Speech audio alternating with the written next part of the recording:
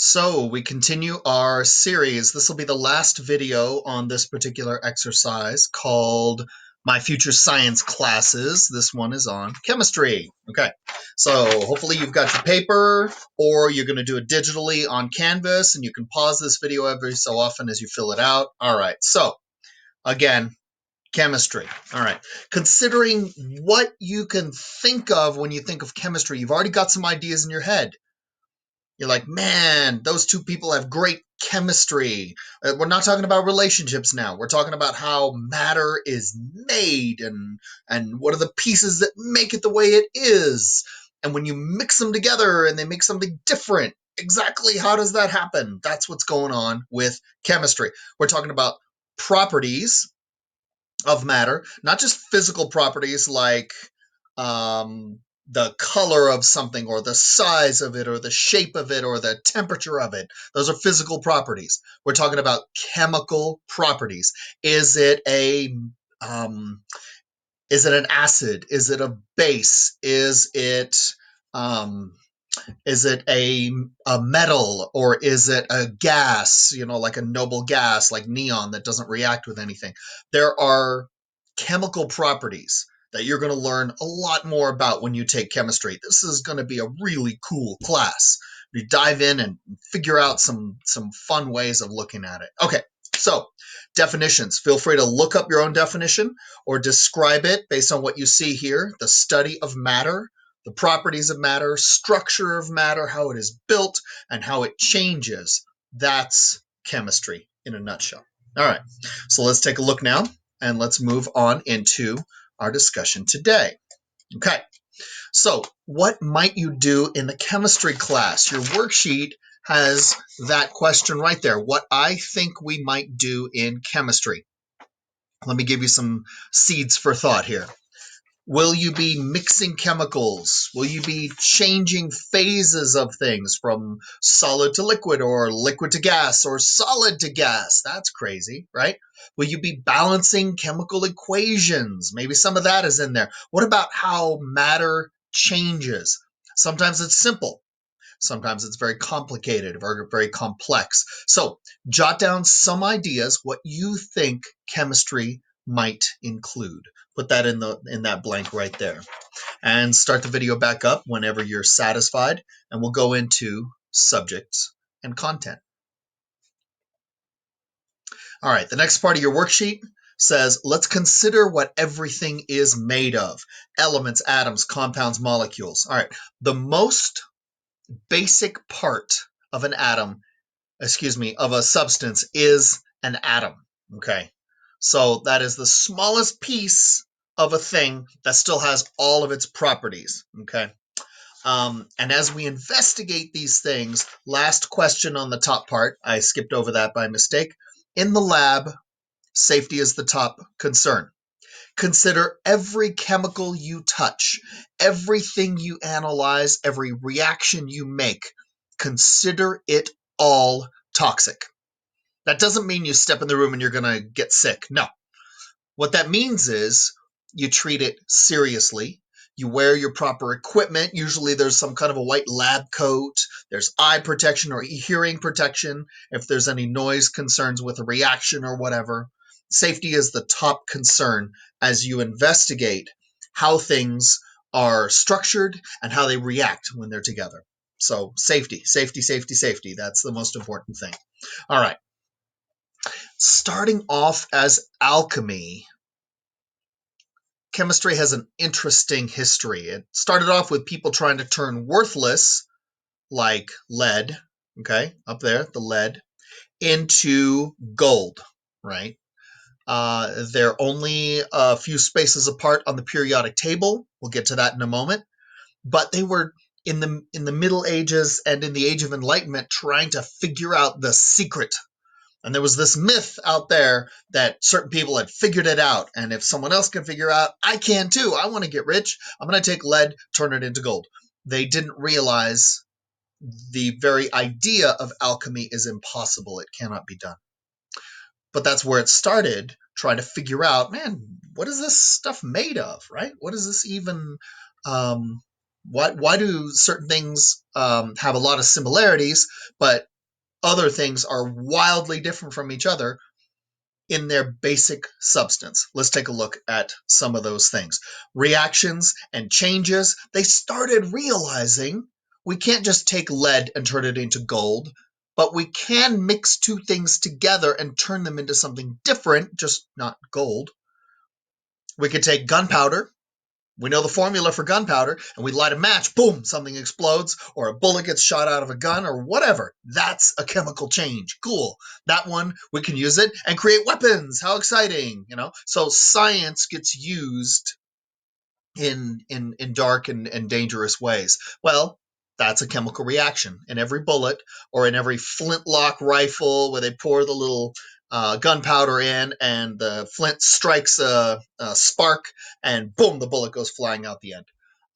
But then we started understanding that chemical changes and physical changes are not the same thing. Take a look on the right here. You see water melting. It's changing from solid to liquid. No chemical change there. Before it changed, it was a solid H2O. When it melted and turned to a liquid, it was liquid H2O, still H2O. We know this now, but back then they were still figuring it out. All right, so all that study over all those years led to a lot of insight. Now we're in this part of your worksheet right here and this part right here. Take a look at Mendeleev. Okay, he's the one who took all the knowledge he could gather and tried to organize it in a way that captured the patterns in nature, the patterns of all the substances they knew about. And once they figured out the patterns, the repeating nature of certain things, like certain things are gases, other things are solids, certain things are metals, other things are not metals, some things are very reactive, some refuse to react at all. They started putting all these things together in a pattern chart that helps you make sense. It's like going to a vacation destination, okay? So you go to a vacation destination, you want to know all the cool things there are to do. I'm going to go to Miami. I pick Miami. I'm going to go to Dade County and check out the cool nightclubs and the food. I want to go to the beaches. I want to go and, be entertained. I want to have a good social time. But you have no internet. You have no Rick Steves travel guide. You have no cell phone to look it up on. You only know what you can see with your eyes. You have no guide whatsoever. You're not going to really get any feel for what Miami is like. Dade County will be like confusing. You need a guide. Well, the guide to understanding all of the substances out there, this man gave us the guide. He gave us our map to find the cool nightclubs in Dade County. No, that wasn't his part. But look at what he gave us. Okay? Check out the periodic table of the elements. Now, it looks complicated. There's a whole lot of information packed into one colorful chart. Don't let it overwhelm you, my friends. There's a lot of terms on here that don't make sense, but in time they will. My junior year in high school, I was right where you are going to be, looking at this thing and thinking, oh, good Lord, that's so confusing. No, thank you. And my teacher said, Mrs. McElveen was her name, she said, hang on, you guys, don't let this intimidate you. We're going to go through it piece by piece, and it's going to make total sense to you. You're going to know why. Hydrogen, okay? Way up there in the top corner, right? Way up there. Hydrogen, the H. And then straight above, right up there at the top of this column, He, helium. They are the two simplest substances in the universe, but they are very different in their qualities from each other. That's why they're on opposite ends of the periodic table. Hydrogen, very reactive. You light a match with oxygen anywhere around hydrogen, it will burn fiercely. But helium doesn't burn ever. Wait a second. Aren't they supposed to be really similar? They were the simplest first elements created, right? But they're very, very different from each other. This table in front of you unlocks some of those reasons why. Okay? So look at the periodic table. Don't memorize any bit of it. Don't try to make too much sense of it right now. Just know that this is the plan to understanding everything. Kind of like your travel guide. If you're going to go to Miami and have a good vacation, you'll be like, man, where's the cool nightclubs? Okay, I want to go there. And I can look in that section of my plan and figure out where I want to go and where's a good place to get a decent meal. Yeah, all right, cool, let's do that. So you have your plan to go on your vacation. Well, the periodic table is your plan to understanding how everything is made and how it probably interacts. This is a good predictor of how different substances interact with each other. All right. So Mendeleev gave us this periodic table, and his first one was pretty rudimentary, and then they filled in the gaps later on when they found all these other things. All right. So with what you know about the atoms, we've got H and we've got O. I see the H's and I see the O. Think to yourself right now what you're looking at. This is a molecule. So it's 3 atoms, 2 hydrogens, 1 oxygen, H2O. H2O. You know what that is. We're going to concentrate on this molecule today and how you can make it, like how you can create H2O. So we'll get to that in a moment. But look at this thing. There's 2 hydrogens. There's 1 oxygen. Okay. Hydrogen and oxygen. You put them together, they make water. In fact, they're pretty good at making water kind of automatically. Everywhere in the universe we look, we find evidence that there's water. It's pretty amazing. So common thing. So we're making water. Wait, whoa. What do you mean making water? How's that even possible? Take a look at this bonfire. Look at the smoke pouring up into the sky off the top of this bonfire. The dark parts, that's where a little bit of carbon from the wood at the bottom, that carbon is being fused or burned, I should say, into CO2. So oxygen in the air, mix it with carbon in the wood, carbon, oxygen, CO2. There's your carbon dioxide and your carbon particles, and they make the smoke dark. Most of that smoke you see, my friends, most of it is water vapor. Every time you light a match, every time you burn a candle, every time you have a bonfire, every time someone turns on a car engine because they poured gasoline into it, right? And the gasoline burns in the engine and turns the wheels and makes it work. And out the exhaust pipe comes, oh man, CO2, that's nasty. Or look at all the smoke coming out of that thing. Most of the exhaust coming out of that thing, every jet engine that flies over your head, every jet plane kicks out a lot of water that was just created 2 seconds before. Let's explore. All right. Okay, I'm going to disappear my little picture off the bottom here, okay, for just a second. All right. So look at this chemical reaction, okay? On the left-hand side of your screen, take a look at the H2s and the O2s. Hydrogen likes to be bonded to a friend.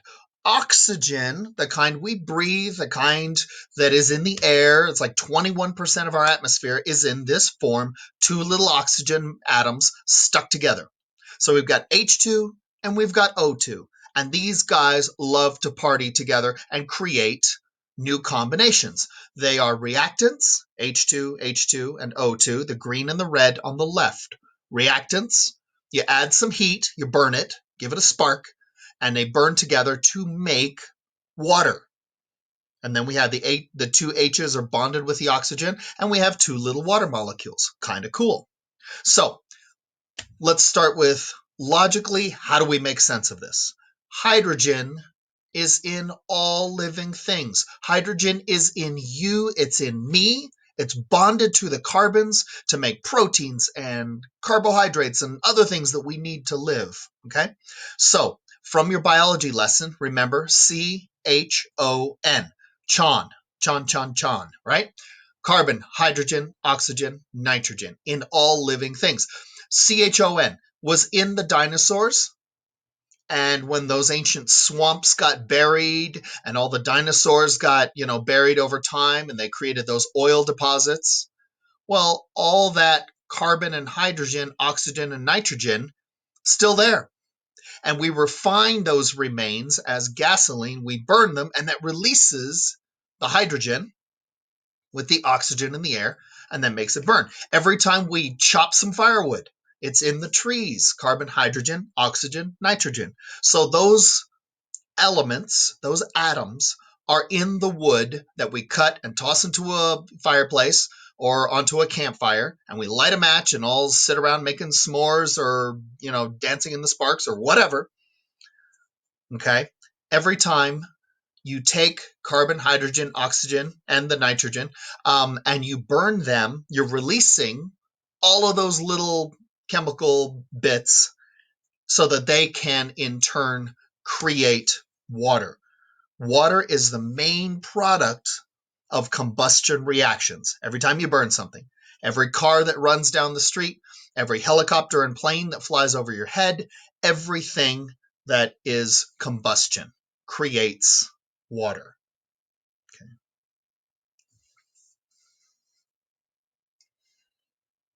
So with combustion in mind, we've got reactants on one side, we've got products on the other side. Okay. Let's consider this. As you look at the bottom of your chemistry lesson here, same exact picture on your worksheet that you see on the screen right now. There it is. So imagine the colors, and now hopefully it's starting to make a little more sense. On one side of your reaction equation, that's the colorful pictures now, those little green and red hydrogens and oxygens. Count up hydrogens on the left side of the arrow, count them up on the right. So write those down, okay? How many oxygens are on each side? Okay, 2 on one side, 2 on the other. They have to balance. It's almost like 2 plus 2 is 4. If I got 2 and 2 on this side, that's a total of 4. And over on this side, I've got the 4. They balance. Reactions always follow this rule. They have to. Nature works in balances when you take reactants and products and they have this chemical change. Okay, so you're counting molecules and atoms, and they have to balance on both sides. That's important. Okay. All right. So hopefully you can pause it if you need to.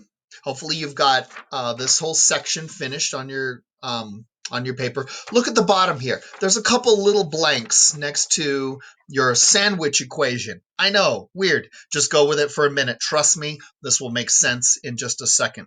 Don't forget to fill in the blanks at the bottom. Let's take a look now. All right, another way to consider reactions. Build a sandwich, okay? Let's say you're going to make a turkey cheese sandwich. You got to have the bread, you got to have the turkey, you got to have the cheese. You can put other stuff on it if you want, but let's just keep it simple, keep it basic, okay?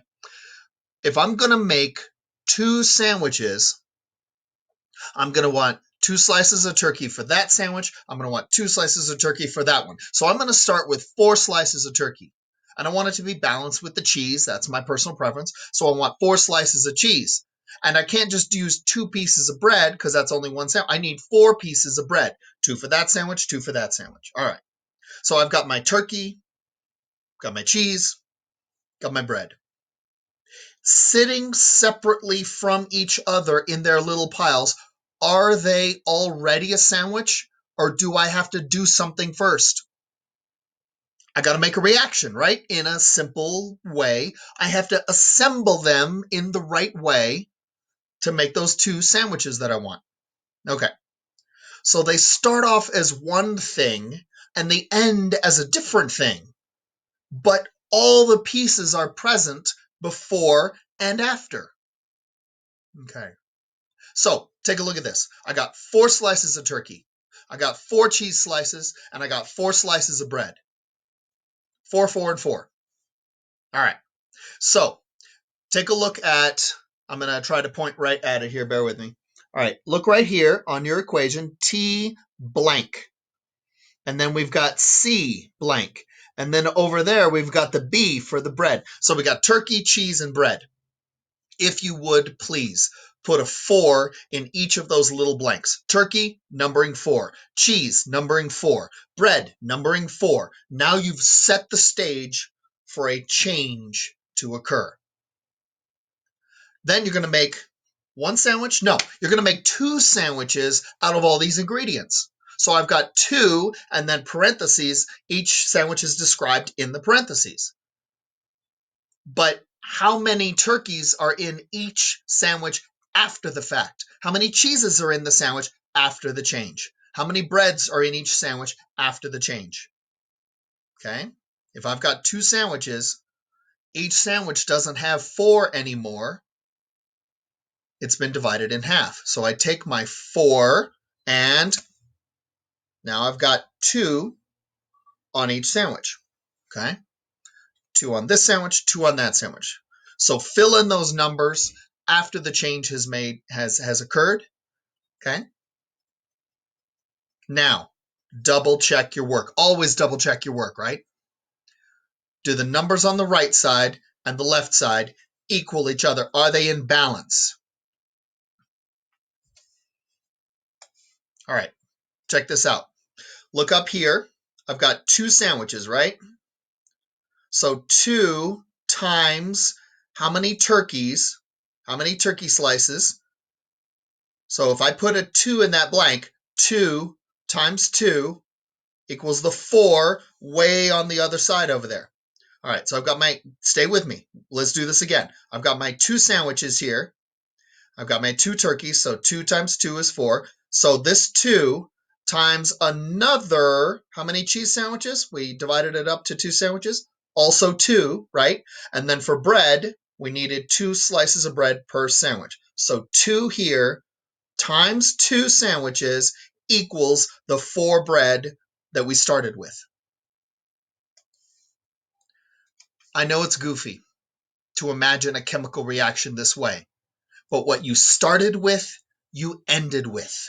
What you had at first carried through to the other side of the reaction, and it is still present, but it has changed. Before you just had reactants. You had things that would eventually become what you wanted to have in the end, a nice sandwich to munch on, okay? You've just done chemistry. That's chemistry. So if we take hydrogens and oxygens, burn them together, they create out the other side, they create water. 2 H's, 2 H's, 2 O's, burn them together and you get 2 molecules of H2O, but 2 of them. Kind of like your sandwiches here. You started with all the ingredients and you build 2 complete sandwiches. Okay. So I hope this helps chemical reactions make a little more sense. You'll do a lot of this stuff. And at first, your teacher will probably pick things that are relatively straightforward. After that, it gets a little more complicated, and you have to figure out, well, how many do we have to start with on that side in order to get the right number on that side? And there's no numbers, just elements, right? You can have sodium over here and sodium over there and chlorine over here and chlorine over there. And let's mix in some other things too. And you got to figure out, man, how does it all balance? Just like you did just now. You started with 4 of each of those, and you ended up with 2 times a pair of each of those as well. Okay. So you've been patient putting up with my goofy example, but I hope it has been insightful. All right. Results are visible, but the reactions are hidden. It took a long time to get away from just, ooh, we mix these together and it glows cool colors, to understanding what's happening at the molecule and the atomic, the atoms, what's happening at the atomic level. Pretty cool stuff. All right, get excited about chemistry. I wish you were taking it tomorrow because it's a great class. It like unlocks your just what you can see in front of you and gives deeper meaning to how you see the world. Okay. All right, this completes our discussion today of your chemistry worksheet. Okay, so make sure everything's filled out. Make sure your biology sheet is filled out. Go back to that video if you need to.